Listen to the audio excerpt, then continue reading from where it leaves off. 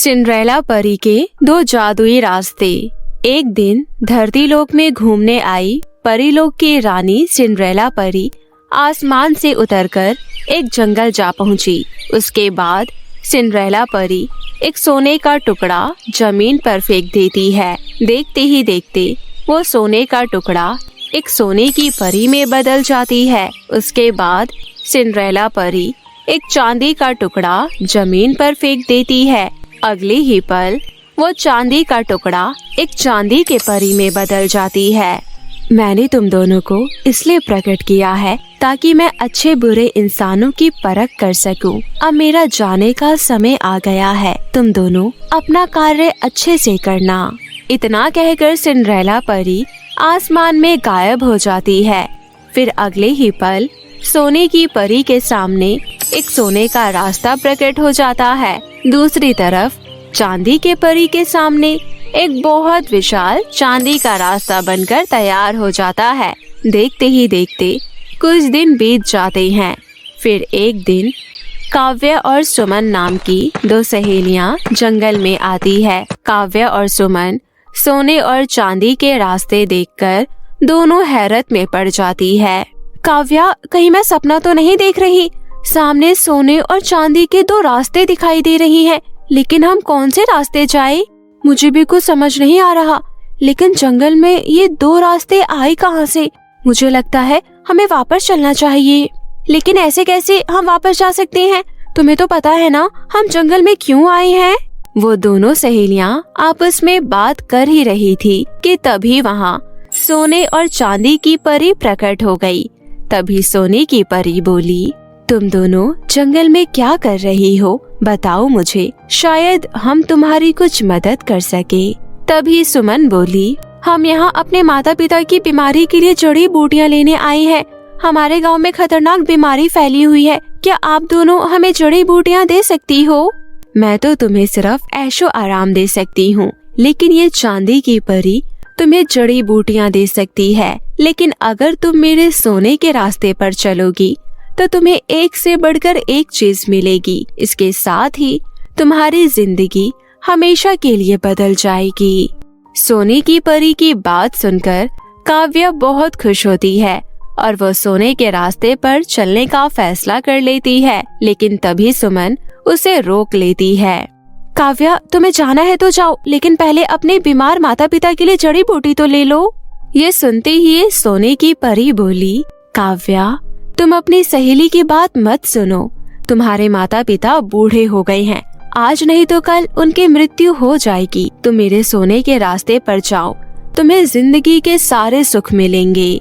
सोने की परी की बात सुनकर काव्या उसकी बातों में आ गई। देखते ही देखते काव्या सोने के रास्ते की ओर चलने लगती है। ये देख सोने की परी बहुत खुश होती है। तभी सोने की परी सुमन से कहती है, सुनो सुमन, तुम भी अपनी सहेली के साथ साथ मेरे सोने के रास्ते पर चली जाओ, वरना बाद में बहुत पछताओगी। नहीं नहीं, मुझे धन दौलत से ज्यादा अपने माता पिता प्यारे हैं। मैं उनके इलाज के लिए जड़ी बूटी लेकर जाऊंगी। सुनो चांदी की परी, क्या तुम्हारे रास्ते पर चलने से मुझे जड़ी बूटी मिलेगी? हाँ हाँ, क्यों नहीं। तुम मेरे चांदी के रास्ते पर चलो। थोड़ी दूर चलने पर तुम्हें जड़ी बूटी का पेड़ मिलेगा। उसके बाद सुमन चांदी के रास्ते पर चलने लगती है। थोड़ी दूर चलने के बाद सच में उसे एक चमकदार पेड़ दिखाई देता है, जिसके ऊपर ढेर सारी जड़ी बूटियां लटकी हुई थी। सुमन जल्दी से जड़ी बूटियां तोड़कर एक झोले में भर लेती है। उसके बाद वो सभी जड़ी बूटियां लेकर अपने गांव वापस चली जाती है। गांव पहुंचकर सुमन जड़ी बूटी की मदद से अपने माता पिता को ठीक करती है। इसी के साथ साथ सुमन गांव में बाकी बीमार लोगों की भी जड़ी बूटी से मदद करती है। जड़ी बूटियों के जादुई असर से सभी बीमार लोग पूरी तरह ठीक हो जाते हैं। सभी गांव वाले सुमन को आशीर्वाद देते हैं, लेकिन बीमारी का प्रकोप अभी खत्म नहीं हुआ था। इसलिए सुमन दोबारा से चांदी की परी के पास गई और बोली, चांदी की परी, मुझे और भी ज्यादा जड़ी बूटियाँ चाहिए ताकि मेरे गांव वाले जानलेवा बीमारी से बचे रहे। तुम सच में बहुत अच्छी लड़की हो। इसलिए मैं तुम्हें जादुई जड़ी बूटी का पेड़ दे रही हूँ। इसे तुम अपने साथ ले जाओ। अब तुम इस पेड़ के ऊपर बैठ जाओ, ये तुम्हें तुम्हारे गांव ले जाएगा। उसके बाद सुमन खुश होते हुए पेड़ की डाली पकड़कर पेड़ पर बैठ जाती है। फिर अगले ही पल जादुई पेड़ हवा में उड़ने लगा। तभी जादुई पेड़ में से आवाज आई, तुम मुझे अपने घर का रास्ता बताओ, मैं तुम्हें तुम्हारे गांव ले जाऊंगा। फिर सुमन जादुई पेड़ को रास्ता बताते हुए उसे अपने गांव ले जाती है। उसके बाद सुमन जादुई पेड़ से ढेर सारी जड़ी बूटी तोड़कर गांव की सीमा में चारों तरफ फैला देती है। अब मेरे गांव में कभी कोई बीमारी दाखिल नहीं हो पाएगी और सभी अच्छी सेहत के साथ हंसी खुशी अपना जीवन जिएंगे। इस तरह सुमन अपने सूझबूझ और समझदारी से गांव में फैली बीमारी को ठीक कर देती है। वहीं दूसरी तरफ काव्या सोने के रास्ते पर चलते हुए एक बहुत बड़े सोने के घर के पास पहुंच जाती है। वो जैसे ही घर के अंदर दाखिल हुई, वहाँ ढेर सारे सोने के सिक्के से भरे हुए बक्से पड़े हुए थे। ये देख काव्या की आंखें लालच से भर गई। अरे वाह, यहाँ तो ढेर सारे सोने के सिक्कों से भरे हुए बक्से हैं।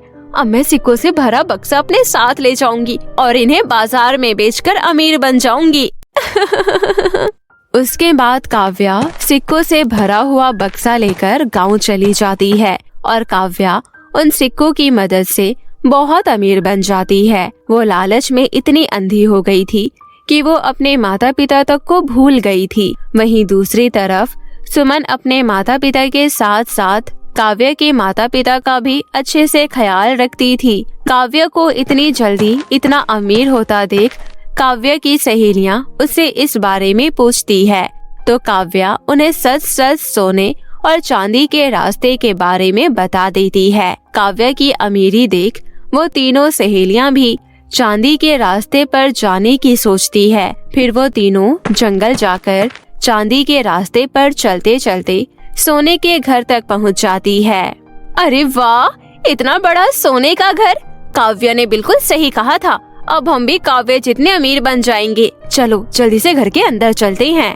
फिर वो तीनों सोने के घर से एक एक सोने के सिक्कों का बक्सा लेकर वापस अपने गांव लौट आई। फिर सोने के सिक्कों को बेचकर काव्या की सहेलियां भी अमीर बन जाती है। लेकिन अमीर बनने के बाद काव्या और उसकी सहेलियां बहुत ही ज्यादा घमंडी हो गई थी। वो सभी गरीब लोगों पर अत्याचार करना शुरू कर देती है। फिर एक दिन काव्या और उसकी सहेलियां बाजार से बड़ी सी कार खरीद कर ले आती है। चारों सहेलियां कार में बैठकर बड़ी तेजी से जा रही थी। तभी सड़क पर चल रहे एक आदमी को वो कार से टक्कर मार देती है।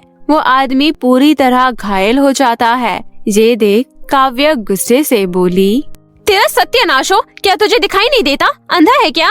अंधा मैं नहीं, तुम हो। क्या तुम्हें सड़क पर चलता हुआ आदमी दिखाई नहीं देता? देखो मेरा पैर पूरी तरह टूट चुका है। अब मैं खेतों में काम कैसे करूँगा?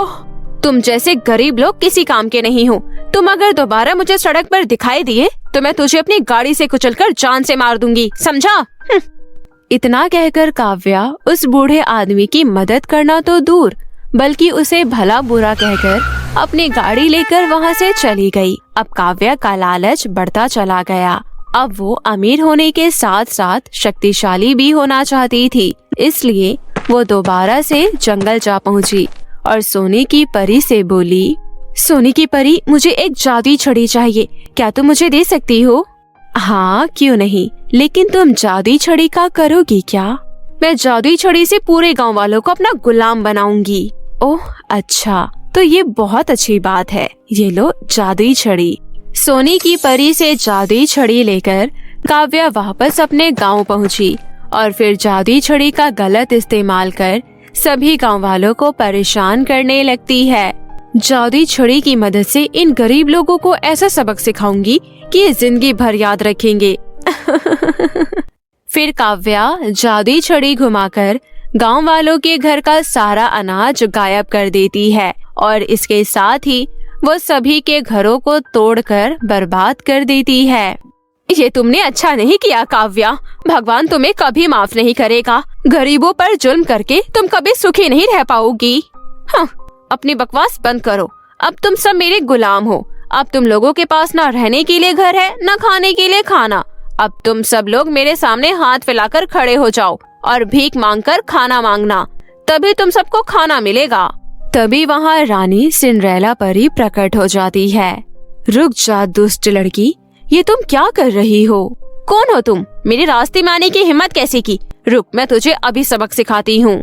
ये कहते हुए काव्या अपनी जादुई छड़ी घुमाने लगती है, लेकिन तभी सिंड्रेला परी अपनी शक्तियों से काव्या की छड़ी को नष्ट कर देती है। उसके बाद सिंड्रेला परी गांव वालों के सभी टूटे हुए घर पहले जैसा ठीक कर देती है। फिर सिंड्रेला परी अपनी जादुई छड़ी की शक्ति से काव्या और उसकी सभी घमंडी सहेलियों को बदसूरत बना देती है। अपना बदसूरत रूप देख काव्या बोली, अरे ये क्या हुआ? मैं इतनी बदसूरत कैसे बन गई? ये तुमने मेरे साथ क्या किया? कौन हो तुम? मैं रानी परी हूँ। मैं जंगल में सोने और चांदी का रास्ता बनाकर लोगों की परीक्षा ले रही थी। सुमन बहुत ही अच्छी और ईमानदार लड़की है। उसने सभी लोगों का भला किया है, लेकिन तुम और तुम्हारी सहेलियाँ बहुत बुरी और लालची हो। अब तुम जिंदगी भर इसी तरह बदसूरत बनकर रहोगी। नहीं नहीं, हमारे साथ ऐसा मत करो, प्लीज हमें पहले जैसा बना दो। मुझे माफ कर दो।